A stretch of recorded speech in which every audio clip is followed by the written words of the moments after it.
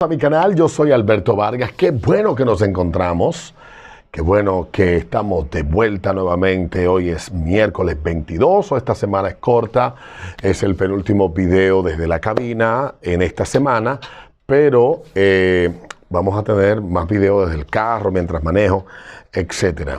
Hoy quiero hablar de varias cosas. Una de ellas tiene que ver, o la principal, tiene que ver con la decisión del Senado de la República Dominicana de aprobar un proyecto de ley que prohíbe, como dice el mismo proyecto, el proyecto de ley controlaría la venta, suministro y consumo de bebidas alcohólicas. Pero de eso voy a hablar un poco al final. Antes de ir a ese punto, quiero hablar cómo es que el mundo ha llegado a todo esto que estamos viviendo hoy en día. Pareciera que en algún momento de la historia los políticos decidieron que su función en la vida de los ciudadanos era tutelar todos los aspectos de su vida. Era que los políticos se convertirían de alguna manera en entes mucho mejor dotados que el ciudadano promedio y que ellos en su brillantez, en su grandeza intelectual, pues están capacitados para tratar de controlar o de administrar, mejor dicho, cada aspecto de la vida de los individuos. Yo creo que si hay algo que las personas no hemos podido entender claramente y a donde nunca vamos a poder llegar, parece ser dentro de todo este contexto y lo que nos rodea, es sobre la libertad y la responsabilidad individual. Si entendiéramos perfectamente lo que es la libertad y también la responsabilidad individual, no tuviéramos ahora mismo en República Dominicana que estar discutiendo este asunto. Pero creo que visto lo que ha sucedido en estos últimos 18 meses y qué tan dispuesta está la gente de entregar su libertad a cambio de una supuesta sensación de seguridad, pues no hay que poner no se puede tener la menor duda de que los políticos pues van a aprovechar cada oportunidad para tenernos más constreñidos, más limitados y a partir de esto pues ellos poder hacer a sus anchas. Un ciudadano más sometido le da mucho más poder a la élite que gobierna y esa élite de alguna manera pues no está sometida a ningún tipo de escrutinio. El ciudadano es el que tiene que obedecer. Aquellos que han leído la novela de 1984 pueden entender qué es lo que George Orwell trata de pintar en esta novela distópica donde no solamente es una crítica a las prácticas de, muchos dicen que no, otros dicen que sí, pero lo que pasó en esa Europa oriental comunista, y una crítica al mismo régimen comunista de Rusia, siendo él un hombre de ideas socialistas que luego cambiaría de parecer sobre el socialismo y sobre la pretensión de los políticos de tratar del comunismo, no cumplir su libertad, porque la gran promesa del comunismo es ese. La gran promesa del comunismo es deshacernos todos de nuestro egoísmo, de nuestra forma de ver la vida, de trabajar por el bien colectivo, el bien común, y ese bien común va a crear un hombre nuevo y ese hombre nuevo va a ser un hombre que va a ser feliz en el paraíso comunista, en el paraíso donde todos somos iguales y donde todos trabajamos para los demás. Pero la realidad humana no es esa y pareciera que los políticos están muy convencidos de que una y otra vez pueden repetir el modelo de otra manera. Con la ley que busca controlar la venta de bebidas alcohólicas en República Dominicana pasa exactamente lo mismo. Esto, hago un pequeño paréntesis, lo vemos con lo que está sucediendo en Australia en estos días. En Australia, desde el año pasado, que comenzó la pandemia, se han tomado una serie de medidas. Australia tuvo un relativo éxito con la decisión de llevar a cero los contagios y las muertes en ese país y tratar de ralentizar los contagios para estimar o establecer la cantidad de fallecidos al año que puede haber por la enfermedad. Yo estuve leyendo un estudio que hizo la Universidad de Melbourne hace una semana y hablaba de que en la medida en que se vacune más gente, y esta es más o menos la correlación, en la medida en que haya más gente que vaya aumentando los números de personas inoculadas, pues entonces se van a ir levantando las restricciones en este país.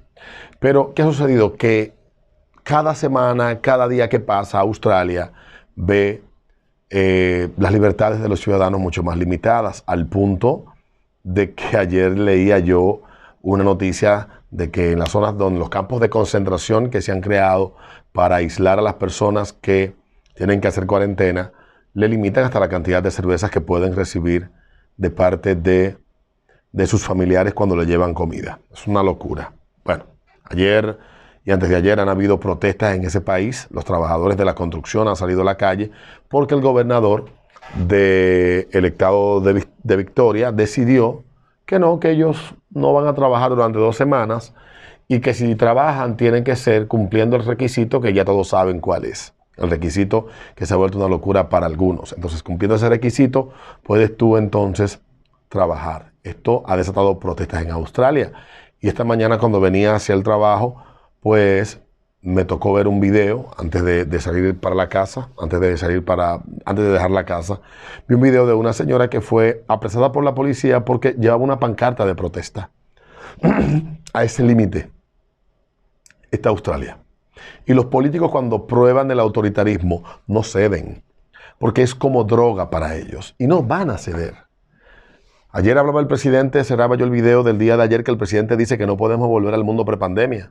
El mundo prepandemia del que habla el presidente, de ciudadanos libres, que tomen sus propias decisiones, que sean capaces de diseñar sus propios proyectos de vida. Los políticos no quieren eso. Él no quiere eso. Él quiere ser un ser omnímodo, un ser todopoderoso que puede decidir por los demás, y desde que un político prueba el poder, eso es adictivo. Tal vez los que no han leído sobre este tema, hay muchos libros que hablan y tratados que hablan de cómo se va transformando la mente y las acciones de los políticos en la medida en que se someten en esa burbuja de poder que, por ejemplo, un presidente o una persona que tenga una posición importante que decida sobre muchas personas, pues termina imbuido. Y los senadores han tomado esa decisión. La prohibición pareciera que es el camino más corto para controlar a las personas. Parece que no aprendimos nada de la experiencia que vivió Estados Unidos y que no hemos aprendido nada de la experiencia que hemos tenido de casi 100 años de lucha contra las drogas. Durante aproximadamente 13 años en Estados Unidos primó la prohibición de la producción de alcohol, más no el consumo. Oigan qué curioso, la prohibición de venta y la prohibición y venta de alcohol, pero el consumo no estaba prohibido en Estados Unidos. Hay quienes plantean que la prohibición, que inicialmente no fue una idea de un político brillante de Washington, sino una iniciativa de una señora bastante conservadora del medio oeste americano, que promovió durante muchísimas décadas, durante varias décadas, que se prohibiera el alcohol, porque ella lo vinculaba de que el alcohol tenía una relación directa con maridos violentos, y estos violentos con maltratar a sus esposas, y esas esposas terminaban en muchas ocasiones muertas. Pues entonces ahí se dio el tema de la lucha por la hegemonía de la iluminación, una lucha entre el señor que inventó el bombillo y el señor que vendía querosén, que era apellido Rockefeller. Él perdió esa guerra, y cuando se dio la oportunidad, el señor Rockefeller pues encontró la alternativa perfecta cuando aparece uno de los modelos más populares que ha existido en la fabricación automovilística, el modelo T de Ford. El tigre decidió, Henry Ford, lo fabricó con un motor flexible que podía funcionar tanto con gasolina como con etanol, metanol y ese tipo de cosas. Y Ford se convirtió en una amenaza para el negocio incipiente de venta y dominio de la refinamiento y venta de combustibles del Standard Oil, que era la empresa de Rockefeller. Y dice la historia, cuentan los que plantean esa historia, que cuando Rockefeller se encontró con esta iniciativa, pues financió en las legislaturas estatales, sobre todo los estados del Medio Oriente, y en la legislatura federal de Estados Unidos la promoción de una enmienda para la Constitución para que se prohibiera el consumo de alcohol, y adoptó esa lucha de esta señora para que fuera impuesta a los americanos una prohibición. Pero esa prohibición luego el mismo Rockefeller no luchó para que fuera levantada 13 años después, porque cuando se hace el levantamiento de la prohibición y se levanta esa enmienda, la gasolina y el gasoil eran los combustibles estándar, y los motores flexibles que traían el modelo T ya habían prácticamente desaparecido. No tenía sentido fabricarlos porque no había la forma de suplirse. Cualquiera podía producir su propio alcohol en su casa. En Estados Unidos se estila mucho eso de destilar en tu casa, desde hace desde el inicio prácticamente de ese país, y él logró extirpar eso de la mente y la cultura americana, pero no de la cultura americana, de la industria automotriz. Ya cuando llega el motor, hay un documental que se llama Ley Seca que cuenta toda esta historia. ¿Y qué pasa? Bueno, que todos ya saben que Estados Unidos se convirtió en un mar de violencia y de criminalidad, producto de la prohibición y del contrabando de bebidas alcohólicas, y ya hemos visto bastantes películas de diferentes grupos mafiosos, y aquí en República Dominicana, dicho sea de paso, hubo muchas fortunas que se crearon a partir de la prohibición en Estados Unidos y en Puerto Rico. Pero ese no es el tema. El tema es el afán de los políticos de querer controlar cada aspecto de nuestras vidas. Pareciera que con cada día que pasa, ellos se asumen que son nuestras madres y que tienen que decidir sobre cada aspecto. Y muchos podrían decir, bueno, Alberto, lo que pasa es que el consumo de alcohol afecta a miles de personas cada año, y esas afecciones cargan el sistema de salud pública. Y ese pudiera ser un buen argumento. Pero no podemos luchar contra eso a través de la educación y la concienciación de los individuos. Pero pudiera argumentar alguien también, Alberto, lo que pasa es que las personas que beben salen para la calle borrachos, sin control, y chocan. Y yo le pregunto a esos mismos, ok, está bien, perfecto, vamos a luchar contra eso, pero no tenemos ya leyes que castigan y persiguen el que las personas conduzcan de manera bajo los efectos del alcohol, bastante estrictas en República Dominicana. La nueva ley de tránsito en el país se implementa, se fiscaliza. Entonces, ¿qué es lo que estamos haciendo? Estamos abriendo la ventana para que surja una nueva forma de criminalidad, una nueva forma de hacer negocios, una nueva forma de antisociales en el país. Pero yo pregunto, ¿a quién realmente le beneficia? Y voy a dejar la pregunta abierta, y me gustaría que alguien me lo ponga en la caja de comentarios. Esto es importante lo que voy a preguntar aquí. ¿A quiénes entienden ustedes que le beneficia que en República Dominicana se limite, se controle y se otorguen licencias para la venta de alcohol? En Canadá, las tiendas de bebidas alcohólicas son un monopolio que maneja el Estado. El Estado maneja la distribución y la venta prácticamente de alcohol en Canadá. Canadá es una federación, pero es más o menos como funciona. Pero no crean que yo estoy hablando de que es al Estado que le conviene. ¿Quién diseña, quién escribe? Porque quien propone esta ley no es que sea un brillante, un genio del derecho. ¿Quién lleva la propuesta al Senado? ¿Quién hace la propuesta de ley que introduce este senador en el Santiago José Zorrilla, que no creo que sea un erudito del tema? ¿Quién redacta la ley? ¿Quién consulta legalmente? Eso cuesta dinero. ¿Quién lo está pagando para que esta ley sea promovida y aprobada en República Dominicana? Esas son preguntas que yo honestamente sé la respuesta, pero más me gustaría saber quién presumes tú que está detrás de todo esto. ¿O tú crees verdaderamente que es que a Santiago José Zorrilla le interesa el bienestar de la República Dominicana? ¿Qué de beneficioso puede haber en República Dominicana que establezcamos que los locales deben de estar a 50 metros de las zonas residenciales? ¿Qué de beneficioso hay de que en República Dominicana establezcamos que los centros de expendio de bebida no pueden estar a 150 metros el uno del otro?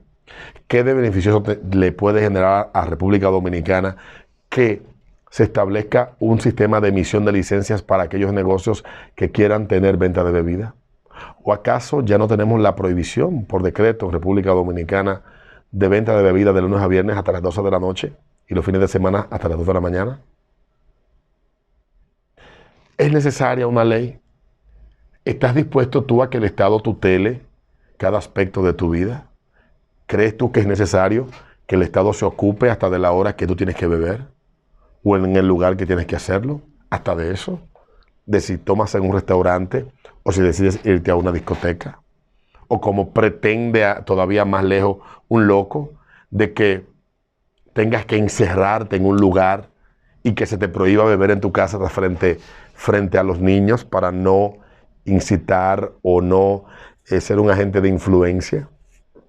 Miren, o mira, tú que estás frente a tu pantalla viendo este video ahora, es bueno que tú analices y entiendas que no estamos hablando de personas que están proponiendo leyes para nuestro beneficio. Son personas que buscan primero control, en primer lugar, de nuestra voluntad y de nuestras acciones. Y en la medida que ellos vayan experimentando con cada cosa que pueden controlar, van a surgir cosas nuevas que se le van a ocurrir. Y aunque suene paranoico lo que digo, yo creo que ya hemos visto lo suficiente con esta pandemia como para no confiar de los políticos. En Venezuela, Hugo Chávez llegó, y con esto cierro, en Venezuela, Hugo Chávez llegó con una propuesta de transformar ese país. Venezuela era uno de los países hasta 2013 o antes de 2013 donde más bebida alcohólica per cápita se consumía en América Latina. Más cerveza, más whisky, más ron. Hasta hace unos cuantos años. Era un país, uno de los principales mercados, y un mercado grandísimo de cerca de 30 millones de habitantes, de más de 30 millones de habitantes, con un poder adquisitivo altísimo y un nivel de vida también de muchísima calidad. Cuando Chávez llega al poder, Venezuela tenía ya aproximadamente 20 años, 25 años en medio de una crisis social y política que incidieron muchísimos factores para terminar desembocando en lo que fue la llegada de Hugo Chávez al poder. La promesa que hizo Chávez a los venezolanos cuando asumió la presidencia fue: juro sobre esta moribunda constitución transformar toda la mierda que él dijo. El asunto es que él lo hizo. Y él implementó una serie de ideas, todas inspiradas en un modelo que ya había fracasado en Cuba, que era donde estaba su principal padrino, en Rusia, que ya estaba comenzando un proceso de transformación luego de la caída 10 años antes del muro de Berlín, y donde había tenido 10 años como en un letargo, una locura, y ahí llega el actual presidente ruso. Chávez llega, cambia la constitución y promueve una serie de leyes. Todas estas leyes que hay en Venezuela, que están vigentes todavía, van desde la regulación de lo que puedes hasta pensar, hasta si una marca de bebida alcohólica puede publicitarse y de qué manera y bajo cuál esquema. Y Venezuela no se convirtió en un mejor país. Los venezolanos no son hoy gente más feliz.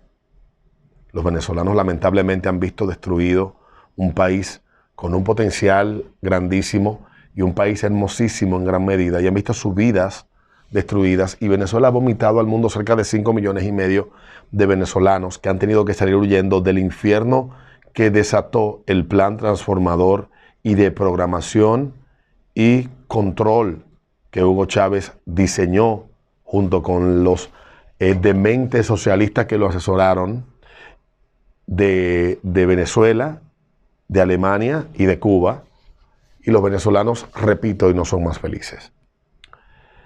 Estas políticas de control son en dos vertientes, o muy socialistas o muy conservadoras. Hay una ciudad en Estados Unidos que ha tenido una gran influencia de la iglesia para tener leyes similares. Esa ciudad no ha dejado de ser ni violenta ni de consumirse mucho alcohol. Averigua cuál es esa ciudad, de la Iglesia Católica.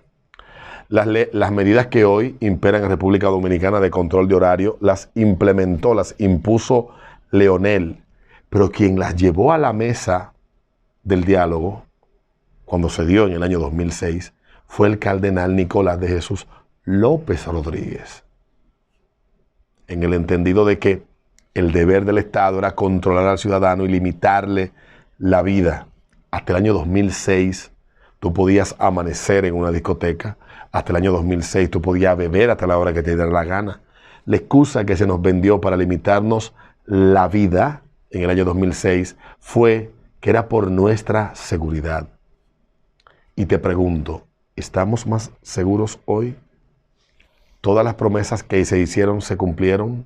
Se gastaron millones en el COBA. Lo único que ha surgido es una estructura de chantaje y de mafia que le ha hecho la vida imposible a los dueños de negocio. Y cada vez que el COBA quiere buscarse unos cuartos y la mafia que está ahí, obviamente, posiblemente hoy el que está no sea una persona tan incorrectas como las pasadas, pero vamos a hablar de las pasadas y no la del presente porque no he tenido la oportunidad de trabajar con libertad en este último año.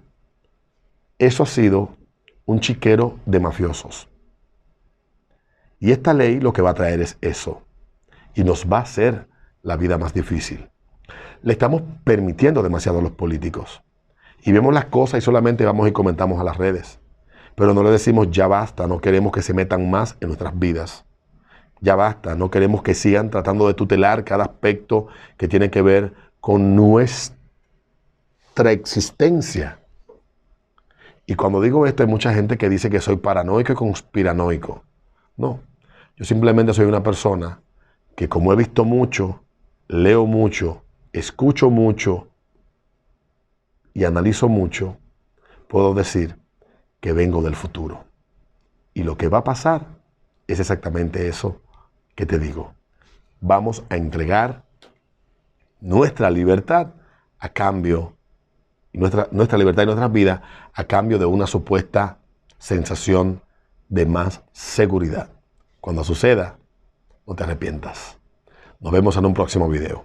No dejes de dejarme ahí quién tú piensas que está detrás y a quién tú entiendes que le conviene limitar la forma en que se venden bebidas alcohólicas en el país. Yo lo sé, pero no lo quiero decir.